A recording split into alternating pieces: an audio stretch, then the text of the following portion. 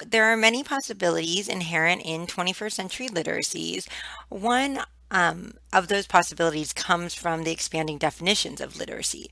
So as we are including things like alternative text, right, which include dance and body movement, political cartoons, visual images, multimodal text. And as we're integrating art and we see the importance of media literacy, and we even have these nonlinear or hypertext where students may start in the same place but may go to a variety of different places or may have a variety of different readings of text. We are allowing for students to have multiple access points to information, which is a great possibility of 21st century literacies. Just the advent of the internet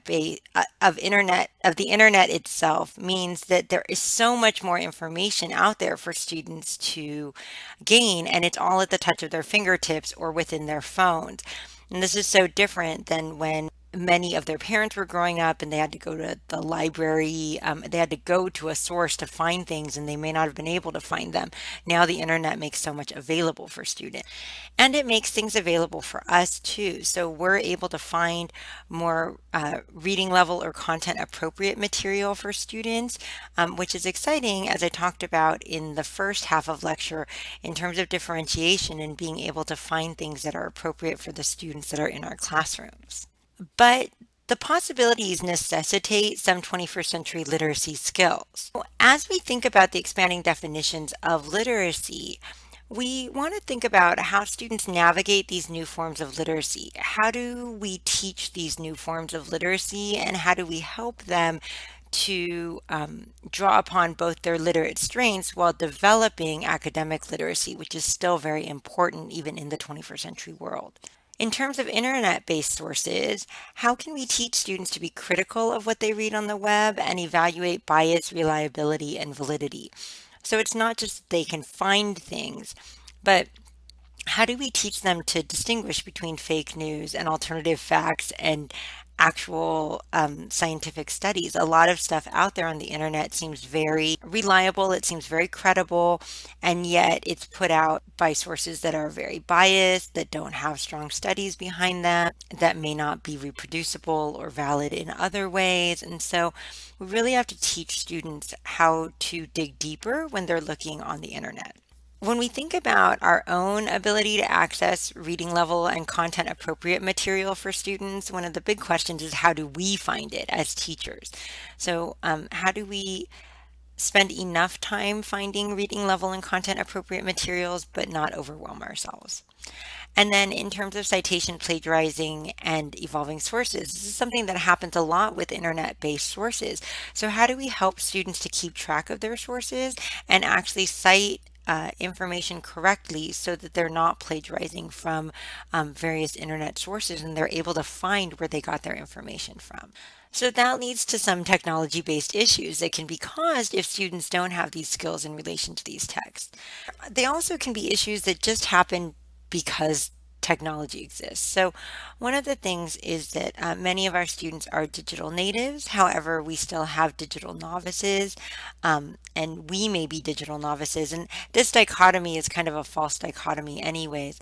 But we have to think about the ways in which we're able to link in school and out of school literacy. So just because a student is very proficient texting on their phone doesn't necessarily mean they know how to do internet-based research or document credible sources, or that they know how to use the internet academically. But we can still capitalize on the texting to think about the ways in which students are communicating and draw upon that, for example, to have two characters or two historical figures texting or Facebook messaging or using Twitter, and how might they communicate. So it's important for us to think about the links between in-school and out-of-school literacies, and that kind of goes back to our earlier work on honoring students' humanity and what they bring into the classroom. There are also digital divides that are generational and socioeconomic, and this always comes up when I talk about 21st century literacies. So we have to think about the ways in which we experience a digital divide. And some of you are not that much younger than the students that you'll be teaching, but Even so, every few years, there can be generational divides, and there are also generational divides that you'll see between the older faculty or veteran faculty members that you have. Some of them, not all of them. Some of us older folks do like the digital tools that are out there, but there are a lot of generational divides, or there can be generational divides, and then there can be socioeconomic divides. So whether you have a smartphone or a Chromebook or access to the internet at home, and I always tell students it's important that despite these divides that we still try to advocate for 21st century literacies, because the fact is that the world is continuing to evolve. And if we want our students to have more opportunities, they have to be given the tools to be successful in 21st century learning environments. Another issue that gets raised with technology is that of digital citizenship. This goes beyond cyber safety and netiquette, which is keeping your students safe and making sure that they don't have too much exposure. There are a lot of predators out there that hide behind screens, and it's very dangerous, especially for young people. So, cyber safety is important, and netiquette, how you behave online, is really important. But it's also important to teach students beyond this what their digital footprint is like.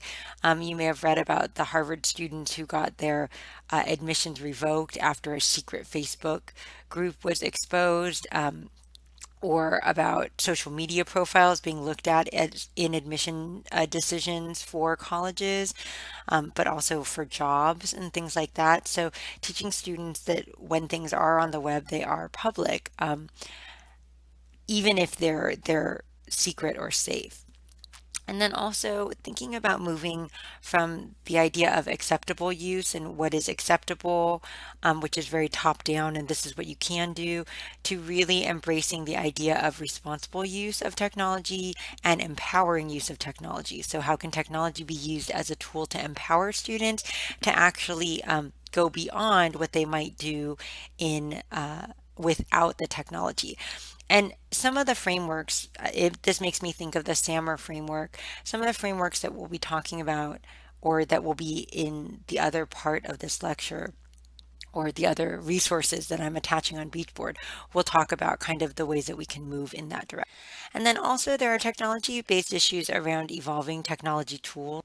A lot of schools are bring your own device schools, and then there can be issues with compatibility for things that are not done on the web or from web browsers that may not be updated or may not allow for certain sites to be exposed.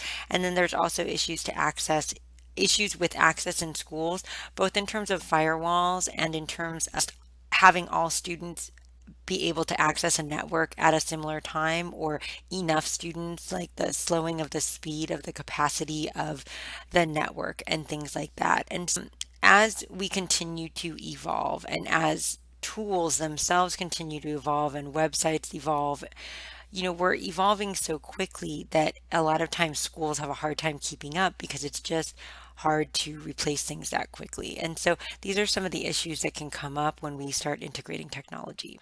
So hopefully these two parts of lecture have been able to help you to discuss 21st century literacies in relation to tech tools and new ways of interacting with text, and will help you to communicate at least one new possibility, necessary skill, and potential challenge inherent in 21st century literacy-based learning environments. I look forward to talking with you more about this in class, and I'll see